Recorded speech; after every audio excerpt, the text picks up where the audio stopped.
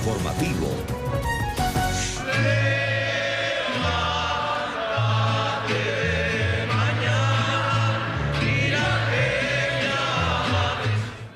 Católicos de México y América Latina celebran hoy el Día de la Virgen de Guadalupe. Ya son 487 años los que han pasado desde que, según la tradición, la llamada Virgen Morena se apareció ante los ojos del indio Juan Diego.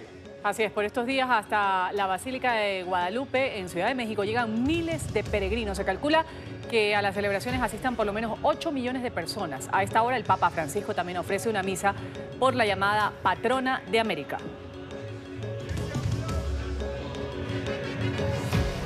Y con las imágenes de esta celebración mariana, les damos la bienvenida a esta actualización de las noticias en el informativo de NTN 24. Ruth del Salto, Carlos Figueroa, estamos junto a ustedes. Hola, Ruth. ¿Qué tal, Carlos? Una buena tarde para todos. Un gusto estar con ustedes con esta hora de actualización de las noticias internacionales. Empezamos con los titulares.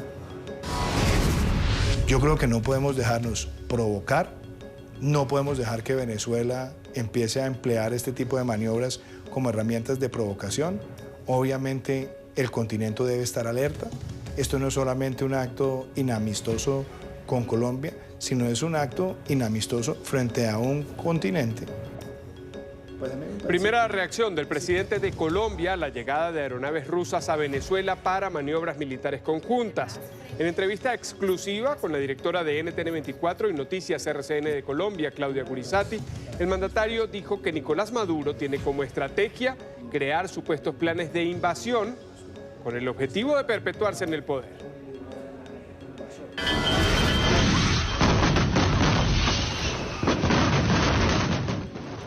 Y la pólvora vuelve a cobrar vidas en México. Explosión en una fábrica de pirotecnia en Querétaro causa caos durante una procesión en honor a la Virgen de Guadalupe. Expectativa en Estados Unidos. Hoy se va a conocer la sentencia contra el ex abogado de Donald Trump. Michael Cohen es acusado de ofrecer declaraciones falsas sobre las negociaciones de una potencial torre Trump en Moscú que finalmente no se construyó. Líderes de América Latina continúan reunidos en Latino Impact Summit de 2018 en la sede general de la ONU en la ciudad de Nueva York. Esto con el objetivo de trazar estrategias y lograr acuerdos para la reducción de la desigualdad en la región. NTN 24 es medio aliado de esta importante conferencia. No cesa la diáspora en Venezuela. Según algunas organizaciones no gubernamentales, 1 de cada 4 migrantes debe abandonar a su hijo buscando un mejor futuro. Espere más información en minutos. Alerta máxima en Europa tras atentado en la ciudad francesa de Estrasburgo. Intensa búsqueda para capturar al autor del tiroteo que dejó 2 muertos y que es investigado el hecho como un acto terrorista.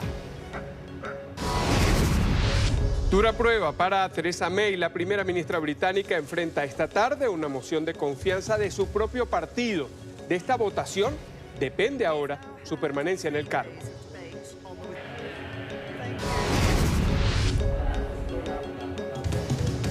En el deporte, Sky, el patrocinador más poderoso del ciclismo, anunció que va a dejar de financiar su equipo a finales del año entrante. La escuadra de Chris Froome, que ha dominado las últimas temporadas, va a empezar a buscar una empresa que gaste 40 millones de euros anuales. Comienza el informativo con Ruth del Salto y Carlos Figueroa.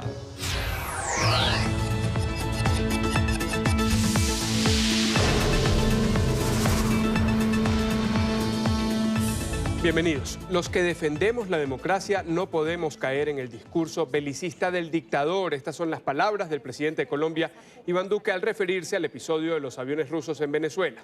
En la entrevista exclusiva que ha concedido a nuestra directora Claudia Gurizati, ha respondido a la grave inquietud que plantea la llegada de estas poderosas aeronaves en un hecho que ha generado tensión diplomática. Él aseguró que Nicolás Maduro tiene como estrategia crear el demonio invasor con la idea de perpetuarse en el poder. Que en las últimas horas se ha presentado una tensión, un incidente diplomático bien complejo entre Estados Unidos y Rusia por cuenta de los aviones, los bombarderos, los Tu-160, que tienen más capacidad para movilizar armamento nuclear, los rusos que aterrizaron el lunes en el aeropuerto de Caracas. ¿A Colombia le preocupa, a su gobierno le preocupa el tema de estos bombarderos rusos en Venezuela? Pues a mí me parece que ese tipo de actos no dejan de suscitar preocupación. No es la primera vez que eso ocurre. En los últimos 10 años o 15 años se han presentado distintos momentos donde hay algún tipo de movimiento de aviones de combate que dicen que son en procesos de cooperación militar. Pero lo cierto es que no son un buen gesto. Ahora, ¿qué hemos visto nosotros de parte de los Estados Unidos? Y vi la respuesta además que emitió el Departamento de Defensa. Mientras ellos llevan aviones de combate rusos, Estados Unidos lo que está ayudando es con un buque hospital para atender a los venezolanos migrantes en zonas de frontera o en otros lugares del territorio. Yo creo que no podemos dejarnos provocar, no podemos dejar que Venezuela empiece a emplear este tipo de maniobras como herramientas de provocación. Obviamente el continente debe estar alerta. Esto no es solamente un acto inamistoso con Colombia, sino es un acto inamistoso frente a un continente, frente a una región que tiene claro que hay una cosa que se llama el Tratado de Asistencia Recíproca, donde si hay alguna agresión, todos los países deben proteger al país agredido. Yo creo que ese tipo de maniobras no son prudentes, no ayudan, y por supuesto la actitud que debe tener todo el continente es la de rechazar que se aprovechen de maniobras militares con otros países para hacer demostraciones o provocaciones de fuerza.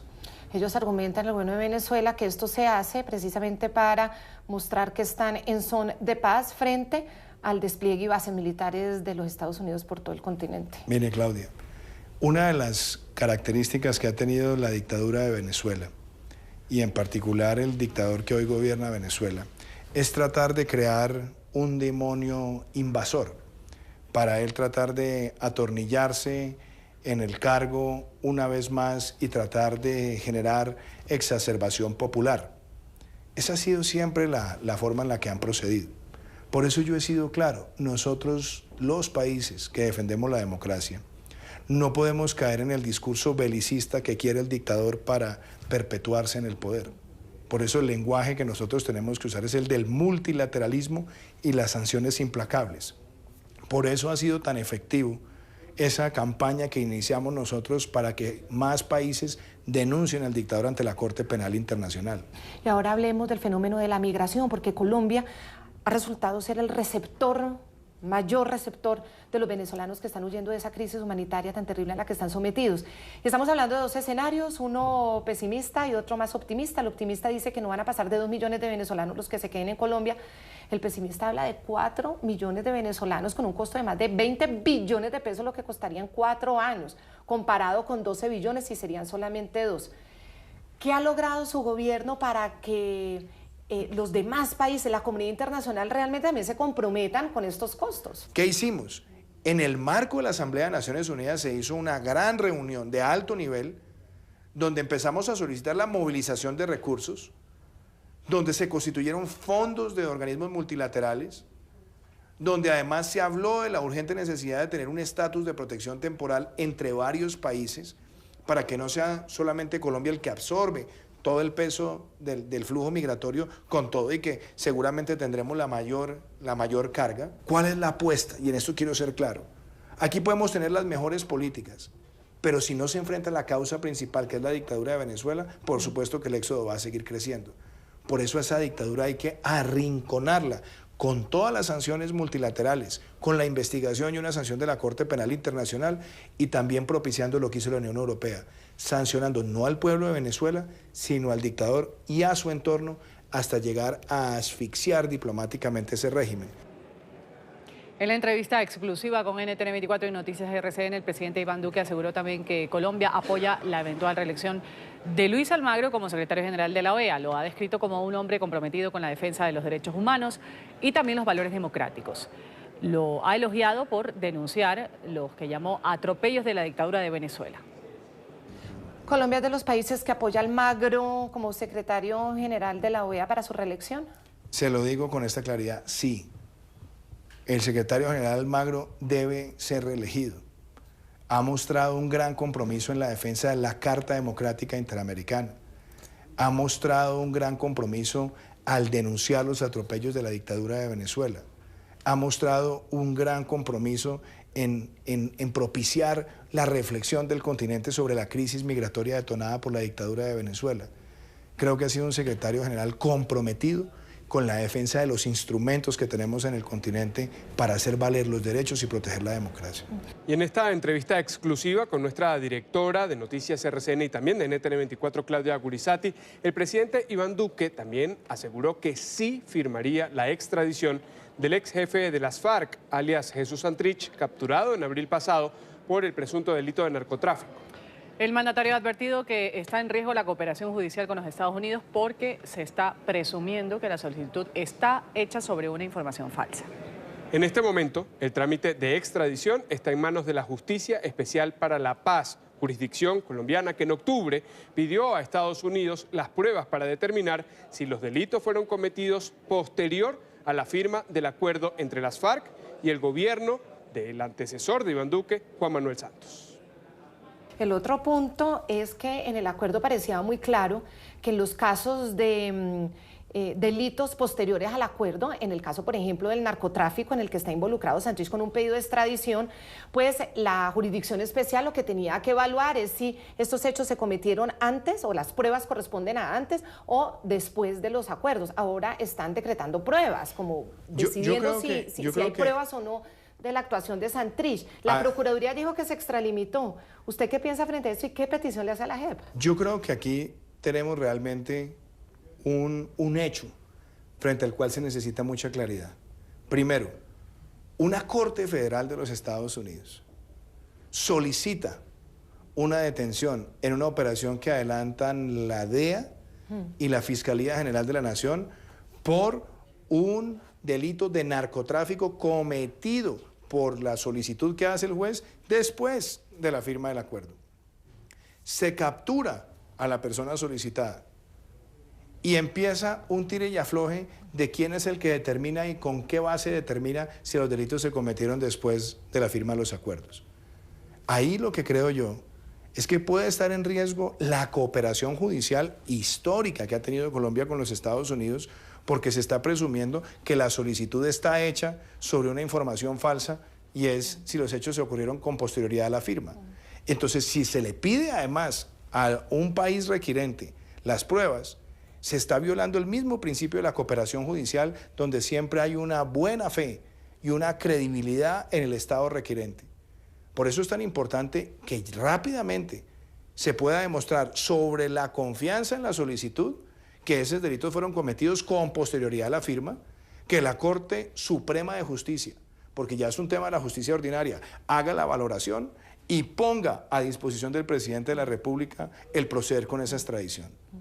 Y por supuesto, como presidente de la República, estoy listo para responder a ese llamado que me haga la Corte Suprema de Justicia, pero yo creo que lo que no podemos es seguir en una especie de calma, donde nada se resuelve y las cosas siguen viendo el tiempo pasar. Se dice mucha gente, muchos políticos, muchos analistas. Y me parece a mí, Claudia, y en eso tenemos que ser claros los colombianos, todo aquel que reincida, todo aquel que esté con un pie en la criminalidad debe recibir la sanción más dura posible y además perfectamente, si procede la extradición, se debe proceder con ella y mantener también la cooperación mientras se cumple la pena en los Estados Unidos con los compromisos que hay con la justicia colombiana. Es decir, que si esto se extra, usted firma la extradición de Santrich y lo envía a Estados Unidos. Por supuesto, sin lugar a dudas.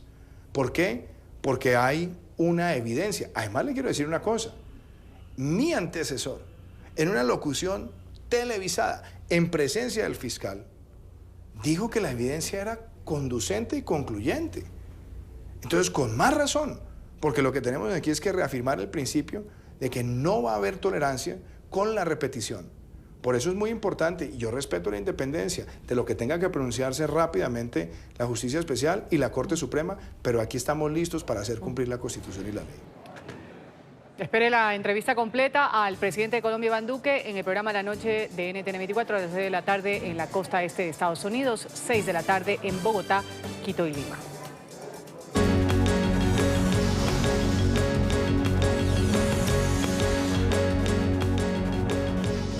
Una explosión de fuegos artificiales en el municipio de Tequisquiapan, en Querétaro, deja 6 muertos y 55 heridos de gravedad. Este hecho ocurrió en la mañana en las inmediaciones de una capilla en la que se comenzaban a alistar las festividades por los 487 años desde que, según la tradición, la Virgen de Guadalupe se apareció ante los ojos del indio Juan Diego. Familias enteras cantaban en honor a la Virgen de Guadalupe en una población en Querétaro. Al margen de la fe, nunca imaginaron iba a suceder lo peor. Una chispa de los cohetes que hacían estallar cayó en una fábrica de pirotecnia cercana a la capilla a la que se dirigían. El caos reinaba en la plazoleta. Así lo relatan los testigos. Al escuchar el estruendo, todos nos echamos a correr, trastabillando al suelo. Bendito Dios, nos salvamos. El párroco del municipio lamentó los hechos. La gente tiene la tradición de rezar el rosario, ¿sí? De venir en procesión y pues sucedió esta tragedia, ¿verdad? Traían explosivos, ¿verdad? Pues esa es la tradición que tienen.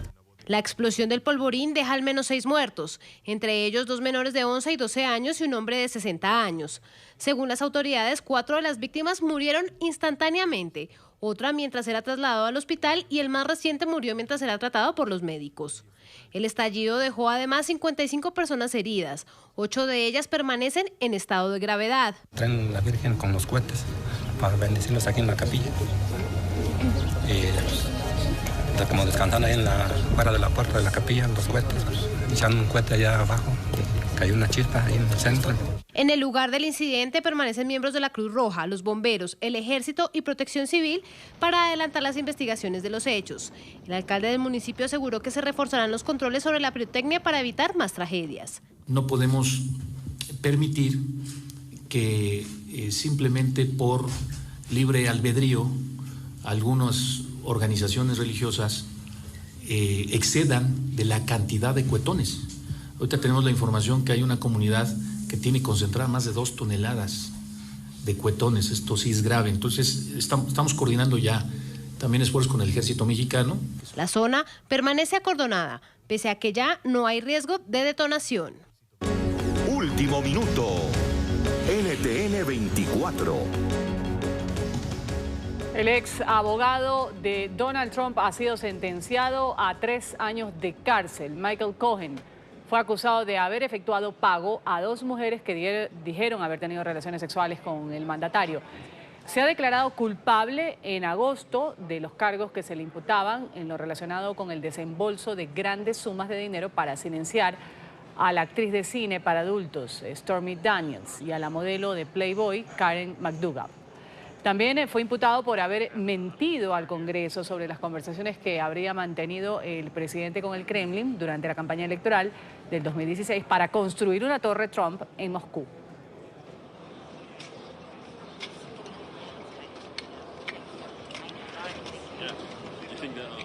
Y en Nueva York continúa el juicio contra Joaquín El Chapo Guzmán en su 16ª jornada. El colombiano Jorge Cifuentes, conocido como alias Simón, señaló que el narcotraficante mexicano decidió proponerle transportar la mercancía a través de 5 aviones especialmente fabricados para evadir todos los radares. Vamos a saludar a esta hora a Laura Sepúlveda, periodista de nuestra cadena aliada La Voz de América. Laura, adelante. Avanza el día número 16 en el juicio a Joaquín Guzmán Loera y asimismo el testimonio del colombiano Jorge Cifuentes. Él es el 6º testigo cooperante que integra este proceso y viene entregando detalles de cómo hacia el año 2003 sostuvo su primer encuentro con Joaquín Guzmán Loera en una zona montañosa que ya anteriormente nos habría descrito alias Chupeta, y dice que ese viaje fue tan tormentoso que él decidió hacerle un regalo de un helicóptero de $1 millón a Joaquín Guzmán Loera, precisamente para quedar bien, para agradarlo y también para conocer quién había sido el responsable de la muerte de su socio, alias Roba Chivas. él al final terminó conociendo que fue el Mayo Zambada quien lo habría asesinado, pues no estaba muy contento de que Robachivas estuviera construyendo una mansión. Pero todos estos detalles son solo puntos adicionales que se suman a estas transacciones que hacían entre los hermanos Cifuentes y Joaquín Guzmán Loera. Señalan que en un principio buscaban traficar a través de los barcos atuneros, pero esta ya era una estrategia que estaba comprometida con el Mayo Zambada, razón por la que decidieron, o Joaquín Guzmán Loera decidió proponerles trabajar a través de 5 aviones que estaban hechos en fibra de carbono y, como ya habíamos conocido, ayudaban a evadir los radares. Pero las medidas de seguridad parecían no ser las mejores en estos aviones y precisamente por eso el Cifuentes le había sugerido que cambiaran a otra estrategia. Pero no, el Chapo decidió trabajar con la misma estrategia hasta que se registró un accidente en el que se perdió un cargamento. Cabe resaltar que estos detalles son los que estamos conociendo durante la jornada de hoy, al mismo tiempo que conoceremos contenidos de llamadas telefónicas que fueron interceptadas por las autoridades y que muestran algunas conversaciones que sostuvo el mismo Joaquín Guzmán Loera. Desde la ciudad de Nueva York, Laura Sepúlveda, de La Voz de América para NTN 24. Laura, una buena tarde. El presidente de Estados Unidos, Donald Trump, amenaza a los demócratas si no se aprueban fondos para la construcción del muro en la frontera con México. Un día después de este episodio, que fue suscitado en la oficina Oval, donde advirtió a Nancy Pelosi y a Chuck Schumer con cerrar el gobierno si el Congreso no sigue su sugerencia, Trump ha cuestionado que su antecesor, Barack Obama, haya financiado el pacto nuclear con Irán, pero su partido se niegue hoy a aprobar los fondos para el polémico muro. Además, el mandatario estadounidense vinculó el atentado de ayer en Francia, en el que fallecieron 2 personas, con la necesidad imperiosa de construir la barrera para garantizar la seguridad fronteriza de la Unión Americana.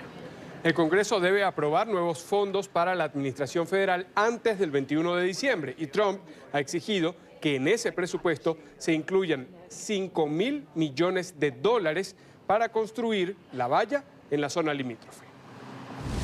Otro ataque terrorista muy malo en Francia.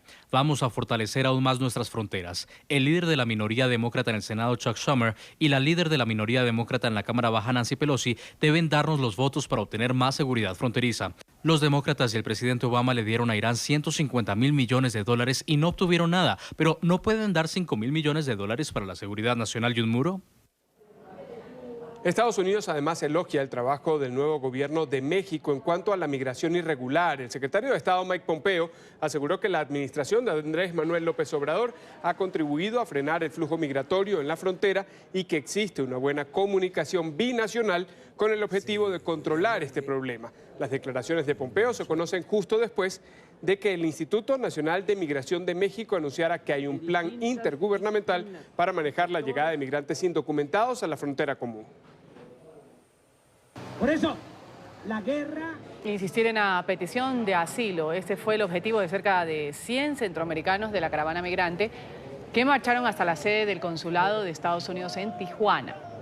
Cantando y con arengas de apoyo llegaron a la sede diplomática para entregarle al cónsul o a la cónsul un documento en el que piden de manera formal a Washington acelerar los procesos y terminar con la espera en los albergues. Pero entre sus peticiones, además, exigen a Estados Unidos una indemnización económica por cada miembro de la caravana migrante que quiera que regrese a su país de origen. De lo contrario, advierten, van a intentar entrar a la fuerza al territorio en un plazo de 72 horas.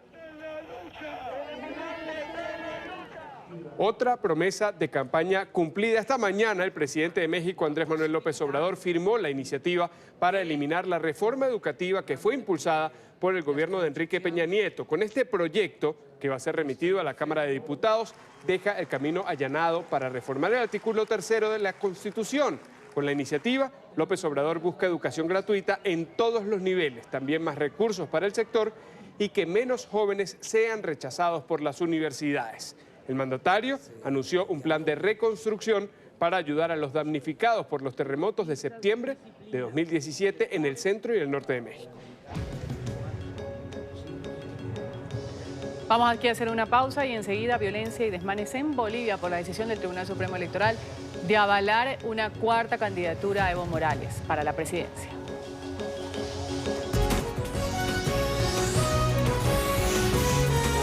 Continuamos con El Informativo.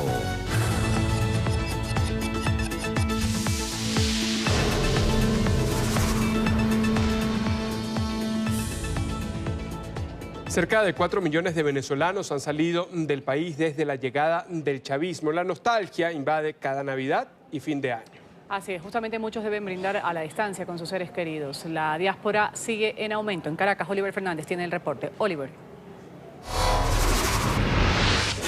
Hola, buenas tardes. Dejados atrás, así se llama el informe publicado por Secodap. 1 de cada 4 migrantes deja a su hijo en Venezuela. Los menores, en su mayoría, quedan bajo la custodia de sus abuelos y las posibilidades de reencontrarse nuevamente en familia son muy bajas. Veamos. Con ciertas dificultades, porque estos abuelos efectivamente, por razones de edad, de recursos, de tiempo, pueden no estar debidamente preparados para poder afrontar estas condiciones. El 74% de los casos dice que ha pensado en planes de reunificación familiar. Sin embargo, tenemos más de, cercano a un 25% que nos dice, mira, no veo planes de reunificación o no lo sé. Es decir, 1 de cada 4 padres que ha dejado un niño atrás probablemente no tienen sus planes en el mediano plazo o largo plazo un reencuentro. Esto nos preocupa muchísimo porque los niños y adolescentes necesitan crecer en el seno de una familia. Sin embargo, conocimos la historia de Alexandra Castillo. Luego de 1 año y 3 meses de haber dejado a sus hijos, regresó a buscarlos y nos cuenta lo que vivió. Duro. Y justamente de aquí yo salí, viendo a mis hijos a lo lejos cómo se despedían en lágrimas. Para mañana, bueno. Otro de los casos es el de Ana Pereira. Hoy parte hacia Ecuador. Debe dejar a su hija de 11 años con su abuela. Es una situación para ella muy dolorosa. El país no le dejó otra opción. Creo que va a ser horrible, pero bueno, hay que hacerlo. Por el bien de ella. ¿Su hija qué estudia? Es sexto grado. Lo ha entendido, pues. Ella dice que esto pasará muy rápido y pronto nos encontramos todos. El daño psicológico es grave para los infantes. Sin embargo, los padres prefieren arriesgarse y poder mandar dinero para mantenerlos. ¿Cómo lo vemos afectado? Bueno, bajan el rendimiento académico, sentimientos de tristeza, apatía. Hay como un apocamiento del niño que está viviendo, por supuesto, preocupación, temor por haber sido abandonado, por no reencontrarse con su familia. Pero es que Venezuela se está quedando sin jóvenes. Quienes están en una edad productiva prefieren marcharse. Es el caso de la hija de esta señora. Es como que te quitaran una parte de ti, que se va. Que sabes que está viva, pero que se va muy lejos y no sabes cuándo la vas a ver. Se estima que cerca de 4 millones de venezolanos se han ido del país. Según los expertos, si no se toman los correctivos, esta cifra seguirá creciendo. Es la información que manejamos desde Caracas. Continúen con más en nuestro Centro Internacional de Noticias. Muchísimas gracias, Oliver. Seguimos. Violencia y desmanes en Santa Cruz, Bolivia. La decisión del Tribunal Supremo Electoral de avalar la 4ª candidatura de Evo Morales a la presidencia pone en su punto más alto la tensión en el país. Cientos de ciudadanos se manifestaron frente a la sede del Tribunal Electoral departamental para exigir respeto a la decisión del pueblo en el referendo del 2016 en el que se dijo no al proyecto reeleccionista. Sin embargo, la manifestación terminó en disturbios cuando encapuchados llegaron al lugar, intentaron ingresar de forma violenta, incendiaron varios elementos y saquearon las dependencias de impuestos nacionales.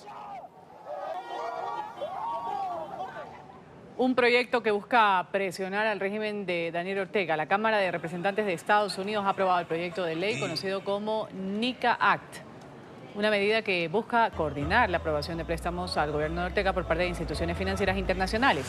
También quiere imponer sanciones adicionales a funcionarios y facilitadores del régimen. La propuesta de ley original fue presentada por la congresista republicana por Florida, Ileana Ros-Lehtinen. Según la congresista, se avanza para responsabilizar a Ortega y sus colaboradores por los abusos cometidos en medio de las protestas antigubernamentales.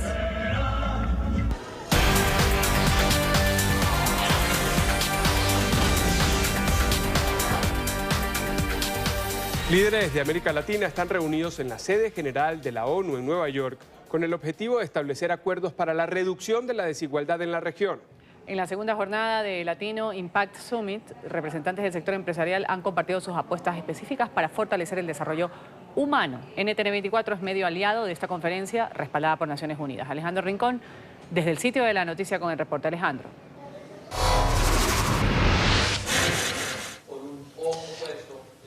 Hola, buenas tardes. Estos representantes del sector privado, a través de sus experiencias, han contado a líderes de toda la región sus estrategias específicas para lograr mejorar estos niveles de desarrollo humano en la región y sobre todo reducir los niveles de pobreza. Allí, por ejemplo, se ha destacado el caso de una empresa mexicana llamada Libre, que a través de la creación y desarrollo de una plataforma tecnológica está mejorando las condiciones de vida de los conductores de taxi en territorio mexicano, una experiencia que espera reproducirse en el resto del continente.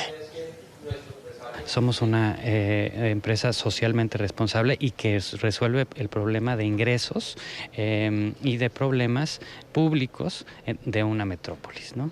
En cuanto a seguridad, en cuanto a empleos, nuevamente son 138,000 taxis, en sus diversos turnos son casi 500,000 personas que trabajan directamente para el espacio y entonces les estás impactando los ingresos en un 30% más o menos a 500,000 personas, ¿no? Pero al mismo tiempo, pues no se pelea para hacer una empresa con una gran valuación, con un gran valor y con una gran capacidad de inversión. Y el mensaje es ese, no está peleado la responsabilidad social con una gran empresa, con un gran valor. En esta segunda jornada del Latino Impact Summit de 2018 serán reconocidos algunos de los líderes de América Latina que a través de sus proyectos, creaciones empresariales y sobre todo creación de fundaciones están transformando la vida de millones de personas en el continente. Es todo lo que tenemos para ustedes por ahora. Continúen con más en el informativo. Muchísimas gracias, Alejandro. Hacemos una nueva pausa en esta emisión de noticias y cuando regresemos, búsqueda frenética del autor del atentado en la ciudad francesa de Estrasburgo, que dejó 2 muertos ayer. Ya venimos.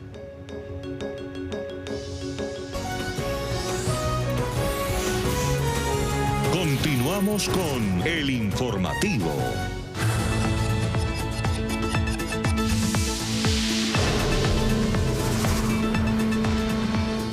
Francia busca frenéticamente al autor del atentado en un mercado de Navidad en la ciudad de Estrasburgo. El ataque armado registrado en la noche de este martes ha dejado 2 personas muertas. Las autoridades intentan dar con el paradero de un sheriff, un hombre de 29 años, nacido en esa misma ciudad y que al parecer se radicalizó durante su tiempo en prisión. Tras el hecho, Francia elevó su nivel de alerta antiterrorista y ha reforzado sus fronteras. Una Navidad arruinada. Es el sentimiento que recorre este miércoles las calles de Estrasburgo, ciudad víctima del más reciente ataque terrorista. Golpeada en su corazón, en su emblemático mercado navideño, uno de los más famosos de Europa, frente a su imponente catedral donde hoy redoblan las campanas en honor a las víctimas y donde la sangre aún no ha sido removida del suelo. Creo que Estrasburgo es una ciudad simbólica en Europa y el mercado de Navidad es un gran símbolo de esta ciudad y también de nuestra cultura. Y siento que nos arruinaron nuestras fiestas. El autor de la masacre aún no ha sido encontrado. Fue identificado como Sheriff C. Local, nacido en Estrasburgo y a sus tan solo 29 años ya era bien conocido por la policía por actos de delincuencia común. Gritó Allahu Akbar, Dios es grande, antes de cometer su crimen. Se cree que se radicalizó durante su tiempo en prisión.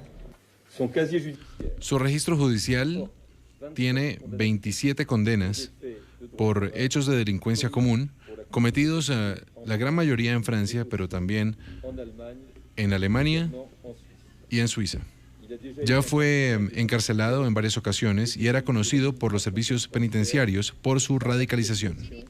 Sheriff C., el presunto yihadista de 29 años, causó la muerte de 2 personas y dejó a otra con muerte cerebral, además de 2 heridos, de los cuales varios luchan por sus vidas. Atacó con cuchillo y con arma automática. Posteriormente se enzarzó en un tiroteo con 4 militares del dispositivo antiterrorista y resultó herido en el brazo.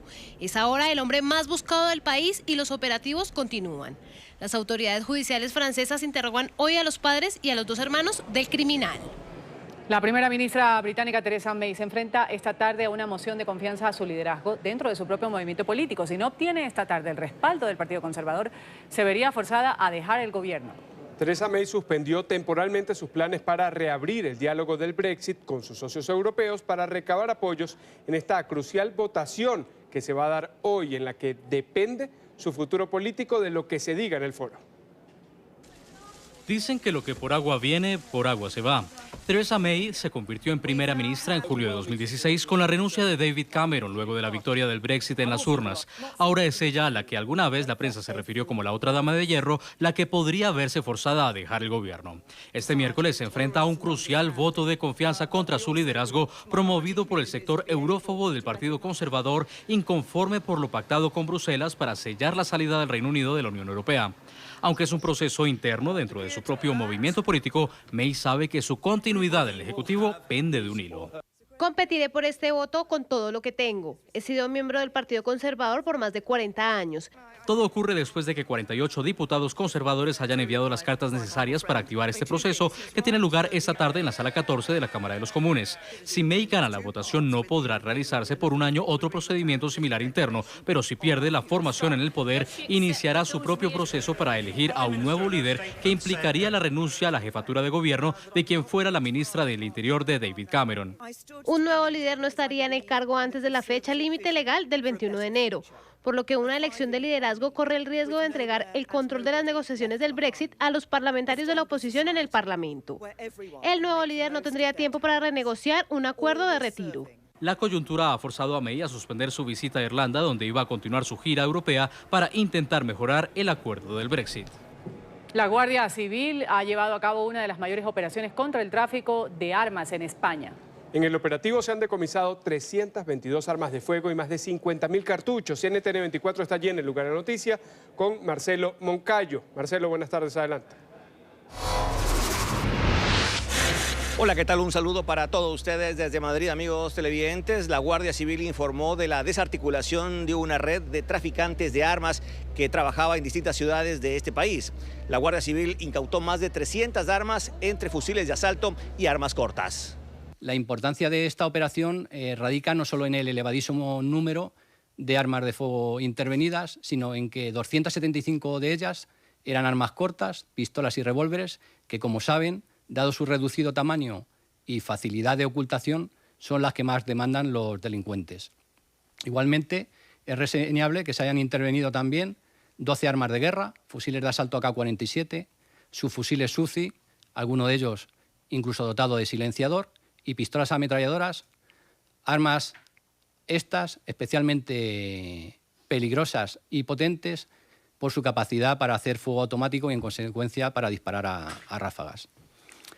Por último, queríamos destacar que con esta actuación se ha evitado que ese elevado número de armas incautadas pudieran haber sido vendidas a delincuentes, con las consecuencias que esto puede traer tan graves para la seguridad ciudadana, incluso que a posteriores estos delincuentes las pudieran haber desviado alguna de ellas a células terroristas yihadistas. Televidentes de NTN 24, y en estos momentos la Guardia Civil se encuentra investigando el origen de estas armas. Este es el informe, Marcelo Moncayo, NTN 24, Madrid. Hacemos nosotros la última pausa en este informativo y al volver... El régimen de Venezuela ha citado al encargado de negocios de Estados Unidos y le ha dado un ultimátum. Nicolás Maduro dijo hoy que instruyó al Ministerio de Exteriores para que cite a James Story, encargado de negociaciones o de negocios estadounidenses en Caracas, y le exprese las molestias del Ejecutivo por la presunta intromisión en los asuntos internos de Venezuela. Minutos antes, Maduro había señalado que el asesor de Seguridad Nacional de la Casa Blanca, John Bolton, dirige un supuesto plan que busca asesinarlo y poner fin a la llamada Revolución Bolivariana. Las declaraciones se producen en medio de la tensión internacional por la llegada de 2 bombarderos rusos a Venezuela. Hoy vengo otra vez a denunciar el complot que desde la Casa Blanca se prepara para violentar la democracia venezolana, para asesinarme y para imponer un gobierno dictatorial en Venezuela. Ha sido asignado el señor John Bolton nuevamente como jefe del plan del complot para llenar de violencia a Venezuela y para buscar una intervención militar extranjera, un golpe de Estado, asesinar al presidente Maduro e imponer lo que llaman ellos un consejo de gobierno transitorio. Vamos a agradecerles así su sintonía con el informativo de NTN 24. Más adelante volvemos con una nueva actualización de noticias. Los invitamos a que sigan informados en Twitter, nuestra cuenta @NTN24 y en la web ntn24.com. Feliz tarde.